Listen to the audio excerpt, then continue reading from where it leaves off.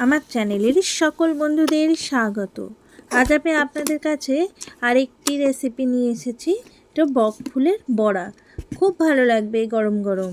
আমার এরকম সুন্দর সুন্দর ভিডিও পাওয়ার জন্য সাবস্ক্রাইব করে দিন আর পাশে থাকা বেল আইকন বাটনটি ক্লিক করে অল করে দিন। তাহলে আমার সমস্ত নিত্য নতুন ভিডিও সবার প্রথম আপনার ফোনে পৌঁছে যাবে।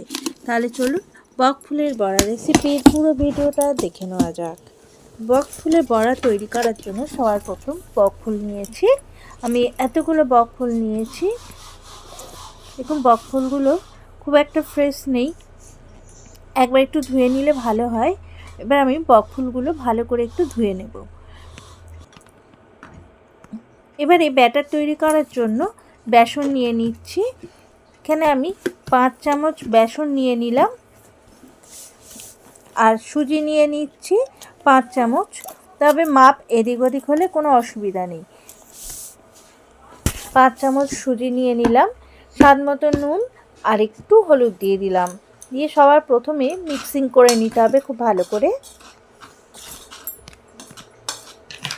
করে মিশিয়ে নেওয়া হয়ে গেছে। এবারে অল্প অল্প করে জল দিয়ে বেসনটা খুব ভালো করে ফাটিয়ে নিতে হবে। প্রথমেই খুব বেশি জল দিয়ে দিলে অনেকটা ঢিলে হয়ে যাবে, ভালো লাগবে না অনেকটা পাতলা হয়ে গেলে। অল্প অল্প করে এইভাবে জল দিয়ে বেসনটা ভালো করে গুলে নিতে হবে। আর মনে রাখবেন খুব ভালো করে কিন্তু ফাটাতে হবে। বড়া তৈরি করার জন্য খুব ভালো করে ফাটালে খুব সুন্দর করে ফোলে।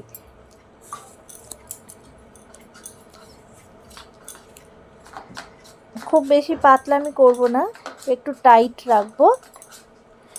খুব ভালো করে ফাটিয়ে নেওয়া হয়ে গেছে। দেখুন এই রকমই আমি ঘন রাখবো, এর বেশি পাতলা করব না, কারণ এর পরে অনেকটাই পাতলা হয়ে যাবে বেসন। ভালো করে ফাটিয়ে নেওয়া হয়ে গেছে। এবারে 15 থেকে 20 মিনিট রেস্টের জন্য রেখে দেব। 15-20 মিনিট পরে দেখুন ব্যাটারটা এইরকমই পাতলা হয়েছে, সেই রকম গাঢ় নেই, একটু পাতলা হয়ে গেছে। তারপরেও আবারও ভালো করে ফাটিয়ে নিতে হবে। খুব ভালো করে ফাটিয়ে নিলাম। ব্যাটারটা দেখুন এইরকমই হবে। চলুন এবারে কড়া বসিয়ে দিয়েছি, গ্যাস জ্বালিয়ে দিলাম, সর্ষের তেল দিয়ে দিচ্ছি। একটু বেশি করেই সর্ষের তেল দিয়ে দিলাম। সাদা তেলেও ভালো হয়, সর্ষের তেলে করলে বেশি ভালো লাগবে। এবারে একটা একটা করে ফুল নিয়ে ব্যাটারে এইভাবে ডুবিয়ে নিয়ে তেলে দিয়ে দিতে হবে।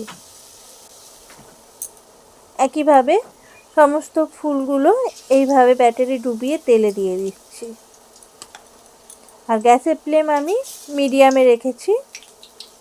খুব বেশি হাই করে দিলে তাড়াতাড়ি পুড়ে যাবে, সেই জন্য মিডিয়ামে রেখেই এই বড়াটা ভেজে নিতে হবে।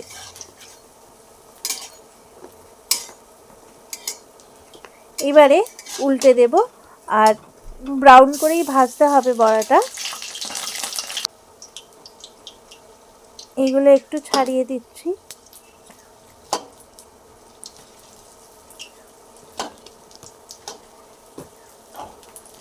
এইভাবে সমস্ত বড়াগুলো একটু ছাড়িয়ে দিলাম। দেখুন এই দিকটাও ব্রাউন হয়ে গেছে, অপর দিকটা এইভাবে উল্টে একই ব্রাউনভাবে আমি ভেজে নিচ্ছি। ভেজে নেওয়া হয়ে গেছে, আমি এইভাবে বড়াগুলো তুলে নিচ্ছি।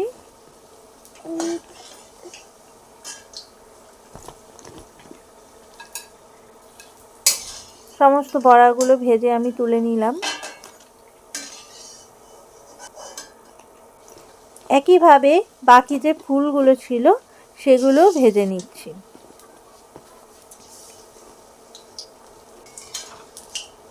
এগুলো ভেজে নেওয়া হয়ে গেছে। দেখুন সমস্ত ফুলের বড়া ভেজে নেওয়া হয়ে গেছে। খুব সুন্দর লাগবে গরম গরম। একটু ঠান্ডাই হয়ে গেছে।